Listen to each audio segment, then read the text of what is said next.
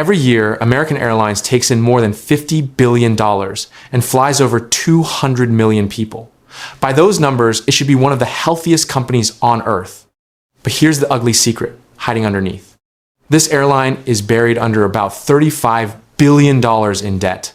And before it earns a single dollar of profit, it has to hand over nearly $2 billion every year just to pay the interest on what it owes. So how did one of the biggest airlines in the world dig itself into such a deep hole? The answer is a string of decisions that looked genius at the time, but slowly turned into one of the worst debt traps in aviation history. Let's walk through it. First, you have to understand how airlines actually make money, because it explains everything that comes next. Airlines don't just fly you straight from your small town to your final city. If they flew a big half-empty plane between two tiny cities, they'd lose a fortune. So instead, they use what's called a hub and spoke system. Little flights from all over funnel passengers into one big central airport. There, everyone switches planes and heads off to their final stops on packed, efficient flights. Charlotte, North Carolina is one of American's biggest hubs. It's less an airport and more a giant connection machine, funneling millions of travelers through one spot. And that gives American huge power in that region.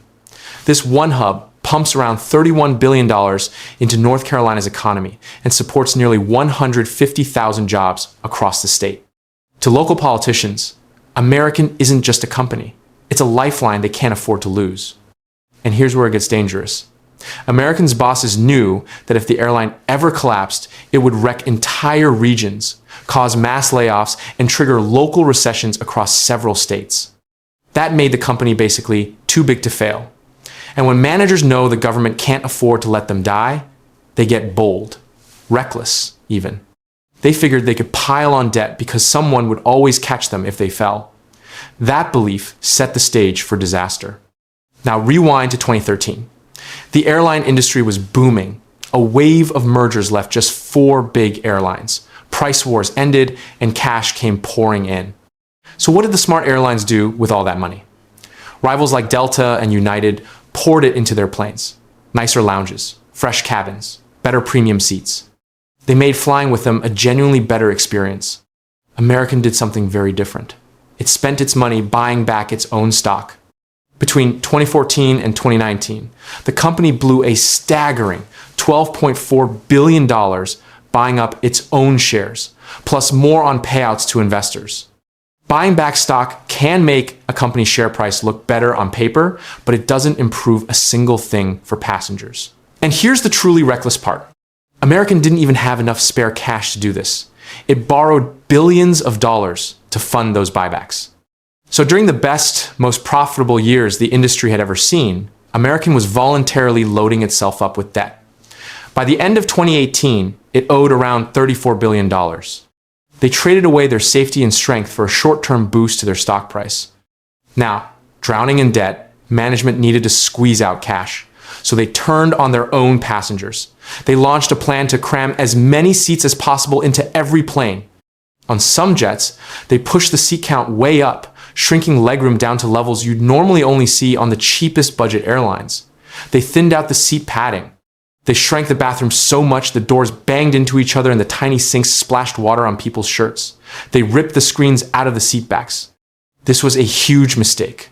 American was now offering a bare-bones, cramped experience while still charging full legacy airline prices. Its high-paying regular flyers felt cheated and started drifting away to Delta and United, which offered nicer planes. American ended up with the worst of both worlds. Budget airline comfort at premium prices, while still carrying all the heavy costs of a big global airline. Then, in spring 2020, the pandemic hit and everything fell apart. Travel basically stopped. Revenue vanished almost overnight. And American had barely any cash saved up because it had just spent all that money buying its own stock at nearly $40 a share. Now, desperate for cash to survive, the company flooded the market, selling new shares at around $12.5 each. Read that back. They were panic selling the exact same stock they just bought for $40, now dumping it for a fraction of the price. It was a catastrophic buy high, sell low blunder that destroyed billions of dollars in value. Even that wasn't enough. The airlines went to Washington and made their too big to fail argument. Let us collapse and you'll trigger mass layoffs and cut off small cities. The government caved and bailed them out with billions of dollars in grants and loans. The gamble had paid off. Taxpayers absorbed the hit, proving management right that they could act recklessly and still get rescued. But the bailout still wasn't enough to cover the bleeding, so American had to borrow even more from private lenders. To do that, it had to pledge its valuable stuff as collateral, basically promising assets to the banks in exchange for loans. First, it pledged its takeoff and landing slots, then its international route rights, then its spare parts. And when it ran out of physical things to pledge, it did something remarkable. It mortgaged its frequent flyer program, AAdvantage. Here's why that's shocking. That loyalty program is secretly a money machine. Banks pay American real cash to buy miles, which they hand out as credit card rewards. It's so profitable that experts value AAdvantage at around $24 billion. Meanwhile, the entire airline is often worth less than $10 billion. Let that sink in. The rewards program is worth more than all the planes combined. American is almost a bank that happens to fly airplanes. And to survive, it had to chain its single most valuable asset to strict loan rules. By 2021, all this borrowing pushed American's total debt to a terrifying peak of about $48 billion. It literally owed more than everything it physically owned was worth. So management launched an aggressive plan to pay it down. And to their credit, it worked faster than expected. They slashed around $15 billion in debt, getting it down to roughly $35 billion. But here's the catch. Escaping the very top of the mountain didn't cure the sickness. That remaining $35 billion is still a massive anchor. Even after all those payments, American still bleeds nearly $2 billion a year just in interest. Think about that. This enormous global airline flies millions of people, largely just to hand billions of dollars over to banks and bondholders. After paying for fuel, workers, and that crushing interest, its profit margin is razor thin. In one recent year, a single bonus payment to its pilots was enough to drag its profit down to almost nothing. It clears barely a penny of profit for every dollar it earns flying human beings around.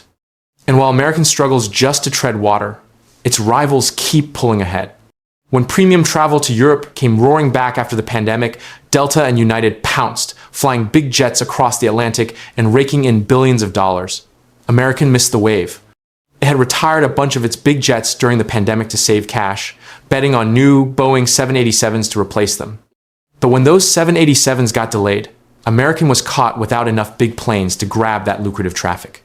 Its rivals feasted while it watched. So here's the final picture. American Airlines is a strange kind of monster, a massive economy-powering giant that's constantly teetering on the edge. Its debt crisis wasn't bad luck. It was the direct result of choosing to burn billions of dollars on stock buybacks instead of building a better airline. It survived only because it was too politically important to let die.